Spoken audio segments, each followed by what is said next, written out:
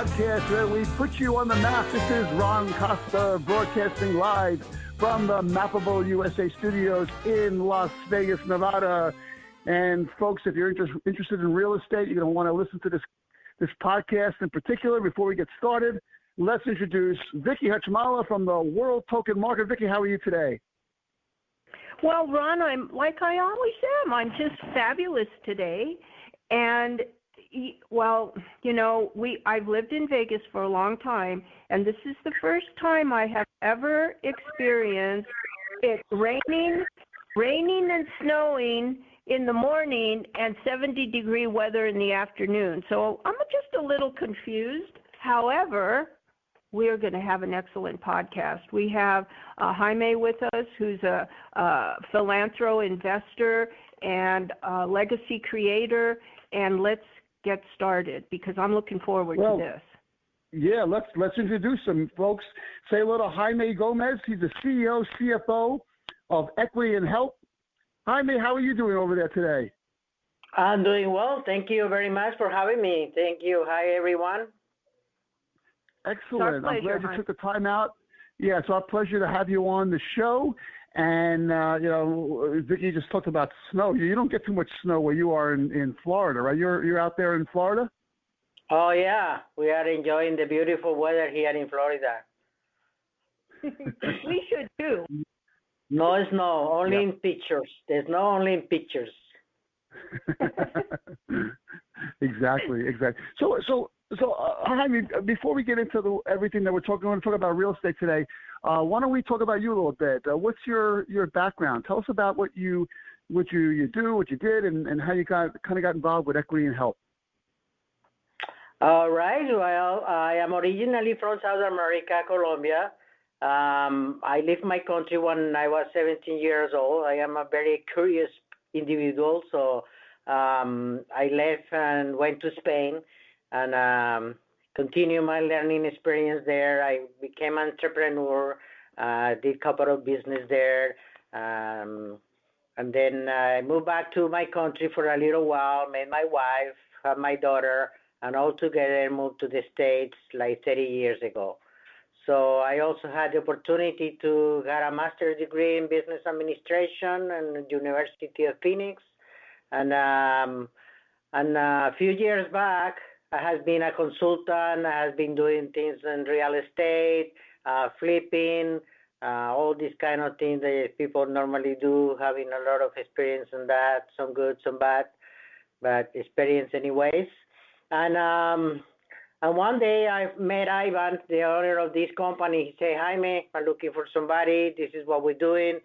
He told me about the mission of the company, and I love it. And I said, okay, let's do it. I always like to help people and do new challenging things. So, and I was impressed by the system that he was developing. So I joined the team, and I was part of that. We have been building this company for the scratch since 2014, and here we're right now with more than 600 families being helped and more than 50 million on assets being managed by Equity and Help. Excellent. Okay, yeah. Outstanding. So the entity Equity in Help. You mentioned families, and what's the mission of that company? How do you guys do it all? How do you put it all together? Basically, the mission of Equity and Help is to stabilize families and revitalize neighborhoods while raising conscious of help in the investment world. How we did that? We developed what we call the philanthropy investor system. It's obviously a word made of philanthropy and investment. So we're looking for people. We decided that it's a lot of people out there that want to help. So, and then also a lot of people that need help. So we put all these together, and we look for investors that like to invest with a purpose and help families, because we help families buy home, become homeowners. Normally families that are like working families that don't qualify for a traditional loan. So to give you just a little facts, So when I came to this country, I learned about the American dream, and I never heard that before. So I say, okay, good. So I know people come here looking for the American dream. I guess I became one of those two when I came here. But I say, well, this is just for immigrants.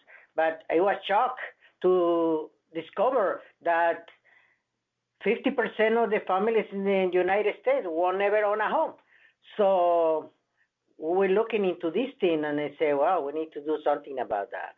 And one of the reasons that is because once families don't make enough money to pay for a traditional loan, and second, they don't qualify for the FICO, whatever things they have, the credit scores. So these are the two main deterrents of families being able to apply for a loan. So we say we develop a system that is going to overcome all these issues and be able to help families become homeowners. So that's, therefore, the philanthropy investor system. So how do you do it? Basically, we buy homes. We buy foreclosures for homes from other investors, and then we own it. Equity help pay. We put it in a land trust, each individual home, and then we find investor. Let's say you buy 5 homes from us, so and then you become the homeowner and the bank at that time, and then you start financing these families. We become the trustees of those trusts, and then we start, as I say, this is a turnkey business. And then we find the families, we market the properties, we find families with the special qualifications, and then we sell those homes in a land contract, 20 years, 12% interest. So not only that, so as I told you, this is completely different of a traditional real estate. So I want to make this thing clear because this has nothing to do with the traditional real estate. One of the main differences, yeah, go ahead. No, one of the main differences is what? One of the main differences is, like, for example, the traditional landlord, he buys and rents, and he has to carry maintenance costs, taxes, insurance, upkeep of the properties, and all these things. Equity and Health, the philanthropy investor system, handle all these things. It says to the family, I'm going to give you the opportunity to become homeowner. I'm giving you a contract for deed for 20 years, and then you, as a homeowner, you are going to be in charge of paying the taxes, paying the insurance, and making the improvements on the house. So that reduces the expenses of the investors. So giving him the opportunity to have more returns. So it would appear that you are basically eliminating a lot of the risk of investing in real estate because you started with a property that was below market value. You found an investor to buy that property. Then you find the people purchase that property and live in that property, help those people, and the investor makes money while the family reestablishes itself, and Equity and Help makes money by bringing it all together, and there's very little risk here. That's correct. This is one of the important things about the philanthropy investor system. We reduce the risks exponentially with all these things that you just said. So especially because it brings out the speculative investments, because you always be in possessions of these titles or the deeds of the properties. So your investment is always safe. And so you find the foreclosed property from the bank or whomever, and then Equity and Help purchases the property from the bank. And then you find an investor, and say you purchase that property for $100,000 from the bank. You find an investor. Does he give you $100,000 so that he then owns the title, and then he sells it to the family, and then they eventually own the title? Yes, something like that. Let's see. and remember, when we buy the properties from the banks and auctions and things like that, we put each property in a trust, and we become the trustees. So of one trust, not individual trust, but one trust. individual trust. Each property has an individual land trust, or each land trust owns a property. So every single property is owned by an individual land trust. Hey, so that's then more we become yeah, that's very cool. So we become the trustees, and then they say you buy 3 homes per se. We buy it for, let's say, 100,000. We sell it to you for 130 or something like that, whatever. So we make some money there in that exchange, and then in return, we become the managers of those trusts, and then we start marketing, finding the families, sending applications, filling applications, qualifying the families, and then making the land contracts and managing the whole loan, the whole thing. So we do this for also a nominal fee. So, and yeah, that's basically what we do here. And so you self-finance it too through the trust, right?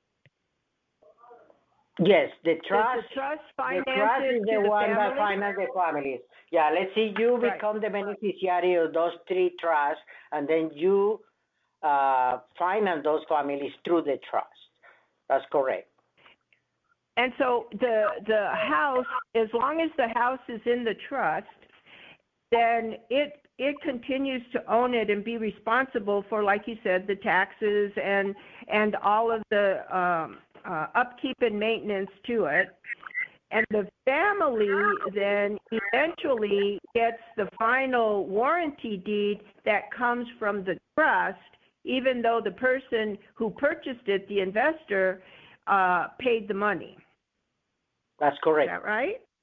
Yes. And everybody, the investor as well as home and equity and help, and the investor get a percentage or a portion of each transaction to realize their investment. That's correct. A return. That's correct. Oh, okay. And so eventually, okay, so my last question, and then I'll let Ron do the talking. My last question is, do you teach the families how to be property owners and how to budget so that they can keep the home and not let it foreclose again? Yeah, this is one of our goals. We create newsletters each month, send it to families to teach them how to take care of their homes, how to be organized, how to become financially independent. In reality, the family, if they do the right thing and they take care of the house, in 3 or 5 years, they can sell the house or refinance that house for a lower interest payment, and then make some money out of that, because we give some equity to the families too when we sell the house, so they can be motivated to improve the house and gain some equity. Right, because even though the interest rate on the financing is higher than a normal mortgage, it's giving the family the opportunity to own something that otherwise they wouldn't be able to. But as you said, as soon as they purchase that or from the trust, they have instant equity from what was purchased to the market value. That's correct. As soon as they do the improvements, they can cash out on that equity. So that's a benefit for the families. And believe me, you say 12% interest. Wow, this is high or whatever. But these families are paying less money for this home to become homeowners for what they pay for rent. Exactly. So we sell the houses for less money than they paying for rent. They are throwing the money away in renting, but we say, I'm gonna let you become homeowner, be owner of this house for less money than what you pay for rent. And at the end of the day, we all look, the bottom line is how much money I had to get out of my pocket. So, and if you tell me, uh, Jaime, you're going to be homeowner for less money that we pay for rent, I say, what do I have to sign? Exactly. And not only that, but I get equity in the property as soon as I sign. That's right. Just incredible. Yeah, that's incredible. Everybody wins here. That's what I say. This is an investment. It's not a traditional real estate investment. It's an investment backed up by a traditional real estate, or by a house, or by a property. Right. So that makes it a very safe investment, and then everybody wins. The investor wins, Absolutely. the family wins, and Equity and Health wins, because our mission is to help these families become homeowners. That's our goal. And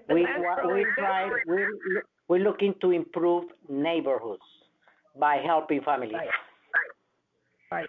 And philanthro investors, they also benefit from your program. Absolutely. Well, you talk about the interest rate being high. Interest rates aren't going lower, so God knows what that's going to be in the future too, right? So that's another consideration you have to take care of.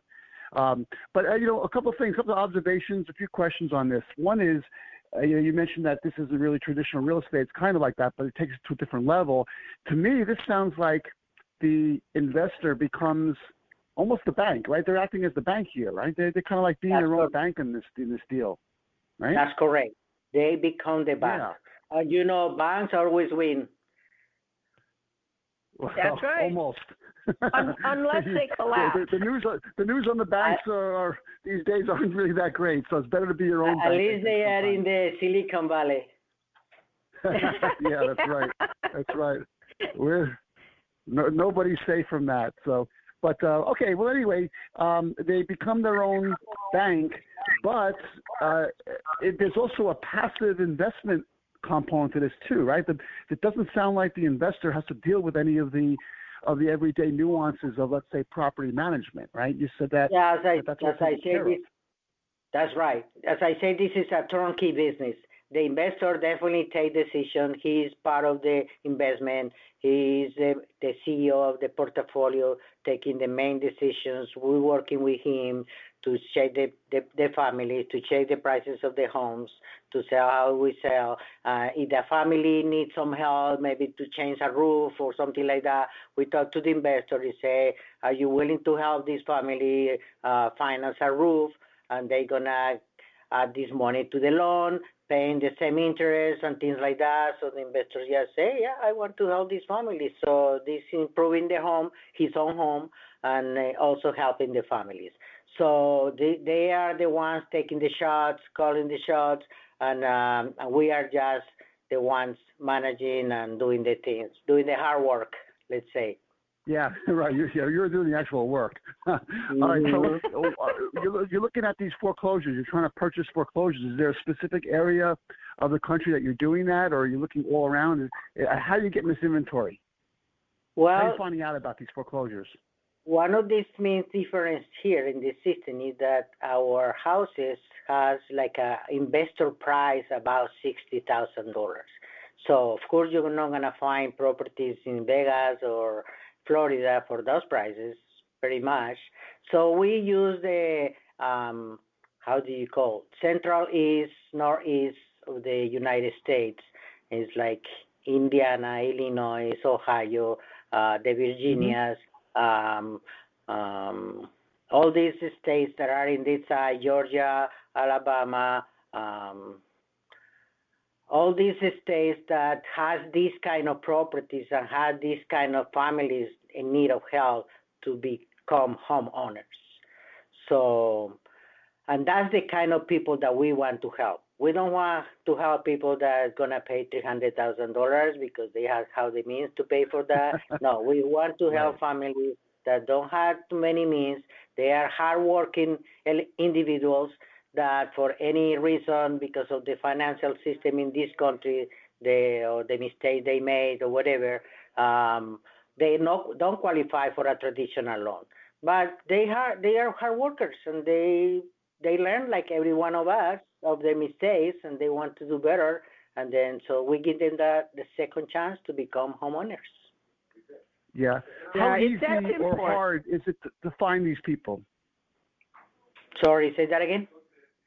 I said, how easy or hard is it to find these people that will come into these homes? Is it a tough process, or does it?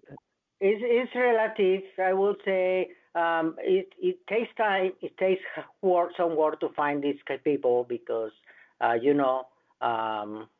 this is a specific public, like the marketing people call.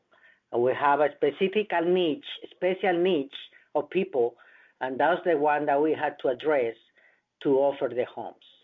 So we had to engage in marketing campaigns, all kind of things, medias and things like that, in order to find those families and offer them the opportunity.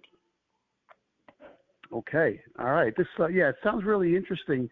But we're talking about something right now that's in a positive way. What happens to the investor if the families don't make the payments, or how does the investor? Does the investor have to foreclose, or is that something that Philanthropy Investors does for them, or how does that work?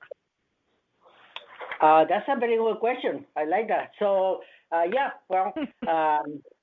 these things are real life. It's real estate, but it's also real life. We have situations with families and things like that, like everyone has. So, as a philanthropy investor company, we give the opportunities to people to come up with the payments and things like that. We give them several opportunities. I am even paying a company that reports the credit score, the payments to the credit bureaus, so they improve the credit score so they can refinance the house and become for less interest, But also we have programs that, for example, this company make loans to families that are in default for 2 or 3 months, and they lend the money at zero interest to be paid in 15 months. So there are several also programs out there that help the families, and we do as much as we can to help the families, but there are some that, like everything else, someone decided not to do the right thing, and they don't have the vision to have this big opportunity, so they decided not to pay, become criminals or whatever. So we establish whatever means to evict these people. Sometimes it's an eviction process. Sometimes it's what we call cash for keys. We offer them money to leave. Some states require to do foreclosures.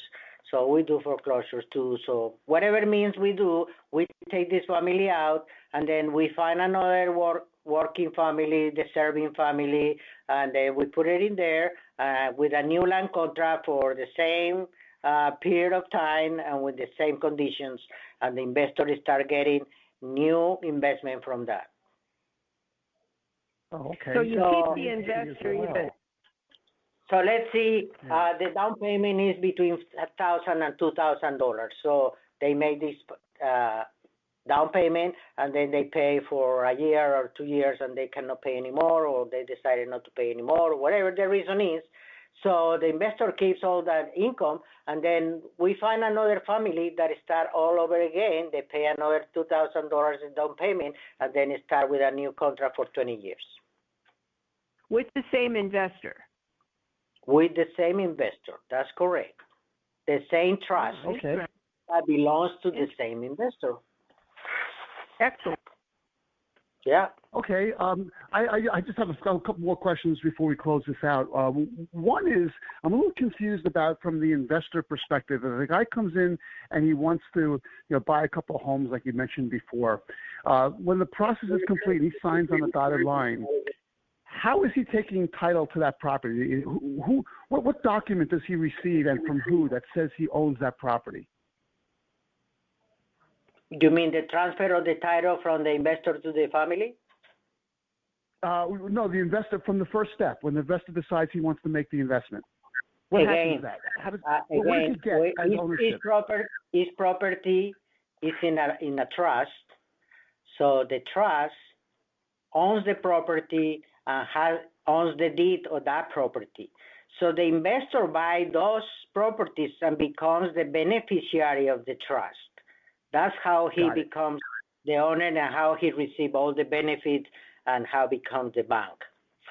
Because he becomes the beneficiary of the trust. As beneficiary of the trust, he is entitled for all the proceeds that the trust generates.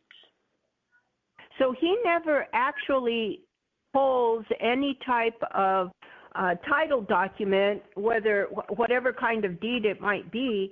He never has that because the trust always owns the property, that's what creates the risk-free situation. That's correct, and also provides anonymity. So, okay, this is a hard word for me to say.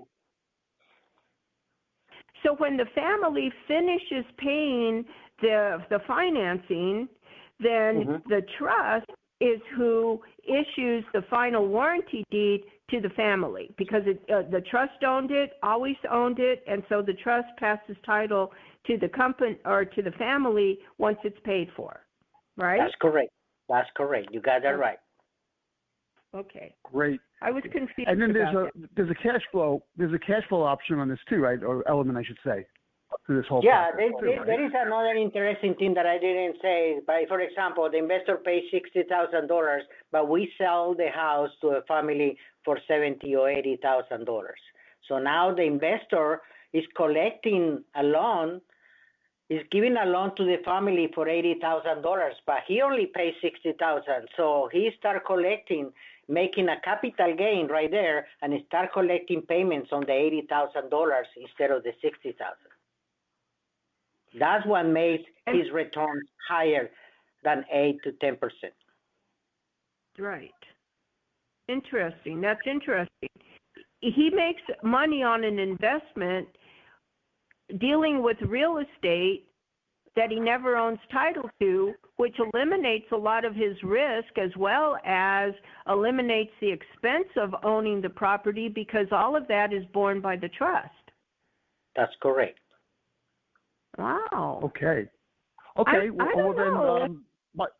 My last question then would be, what's the liquidity situation on an investment like this? If an investor wants to get out or he wants to sell, can he sell his stake or his position? Well, this is as liquid as any home out there. So you are the owner of these things. You have a note. You can sell your note to any note buyer, and then you can get out of that investment. And just take somebody else's place. That's right. Oh, wow. Oh, man. Exactly. Well, I think we uncovered a very interesting way to do real estate. That's for sure. This is kind of original. I like what you're talking about here, Jaime. Great situation. This is a very innovative, safe investment, if you may say that. Absolutely. Yeah, so if an investor or somebody wants to get more information on this or how they can get involved in this, how would they contact you or where a website or what's the best way? You guys can look at us on the website is www.equityandhelp, spell and help.com, and you can send me an email, ceo@equityandhelp.com. Okay, excellent. That's great. Vicky, what do you think about all this information today? It's kind of different, isn't it? It is, and my mind is just like going around in circles because this is such a creative, innovative way of helping people while allowing people to make money. It's like Jaime and his company, Equity and Help, they found a solution, and the solution assists general people who are not able to do what they'd like to do, but helps them to realize that American dream of home ownership, but does it in a way that relatively provides risk-free, expense-free investment in real estate that generates a huge return at the end of the transaction, but at the same time helps people have a better life and impact society, which is what philanthro investing is all about, I think it's just outstanding, Jaime, how you came up with this. I don't know. Let me ask you this question, Jaime. Okay. Did Ivan teach you what to do, how to take a shower and talk to God? No, that's it. My mom did that. Our listeners have heard the story of Ivan on another podcast where he talks about how he was taking a shower and God came to talk to him and told him to do philanthro investing. So he must have taught you the same way. That's Ivan, not me. But yeah, he takes double shampoos to get better ideas. There you go. But Ron, let me tell you, Judy's very excited about this thing. She's already looking in her pocket to see how she can become a bank and help these wonderful families. Exactly. Yeah, well, like you said, it works on both ends. You're investing and you're helping people out. That's a good thing. And like we talked about earlier in the podcast, these days it's maybe being your own bank is the only bank that's going to survive. So I like that option as well. That's right, because we always have the warranty of the home. So we are not doing what the banks do. They just give money away that they not always have. So that's how it works. But our system is a very safe investment because you have the properties to back up your investment. That's right. And plus you have created an incentive to the investor, but also to the family to incentivize them to keep the house and make the payment and have that home ownership that they're looking for. So everybody wins. That's right. Exactly. All right. Well, folks, you got to get on this thing and get more information on this project and this opportunity with Equity and Help. I think we made a really good case for that today. And Jaime, thanks so much for being a guest on the show. We really appreciate you taking the time out and telling our audience about this alternative way to kind of do real estate. Thank you very much. Thank you, my friend. Thank you for having me. Thank you, Vicky. Thank you, Ron. I wish you the best. And we are here to help change the world one family at a time. Excellent. And you're doing Vicky, a great job. Thanks for co-hosting the podcast. And folks, you're listening to the Mappable USA podcast at mappableusa.com. If you go to that website, you scroll down, you'll see all our syndication sources. Pick the one you like the best and subscribe so you'll never miss another episode. If you want to be a guest on the show like Jaime was today, there's a guest tab there. Fill that out, the form on that page. We'll see what you can do about getting on the show. And if you like what you heard today, send us an email at info@mappableusa.com or just leave a comment on whatever page you're listening to this on right now. So thanks for listening. Thanks for your support. We'll be at you next time for another Mappable USA episode. Have a great week, everyone.